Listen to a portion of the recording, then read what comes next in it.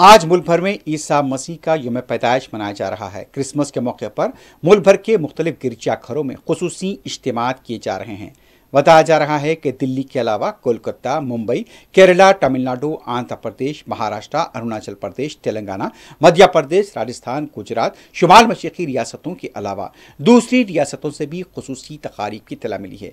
गिरजाघरों को यहाँ पर खूबसूरती के साथ सजाया गया है। रात भर से इज्तिमात का सिलसिला शुरू हुआ था। दरमियानी जब से खुसूसी इज्तिमात हुए हैं, खासतौर पर दिल्ली, केरला और पुडुचेरी के साथ साथ तमिलनाडु, आंध्र प्रदेश, तेलंगाना में खुसूसी इज्तिमात की इत्तला मिली है।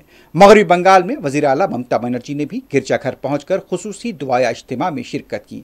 वजीर आजम नरेंद्र मोदी, सदर जमहूरिया द्रौपदी मुर्मू, नायब सदर जमहूरिया जगदीप धनखड़, कांग्रेस के सदर मल्लिकार्जुन खड़गे, बीजेपी के लीडर्स, मरकजी वज़रा ने और मुख्तलिफ रियासतों के वज़रा आला ने अवाम को क्रिसमस की मुबारकबाद दी है।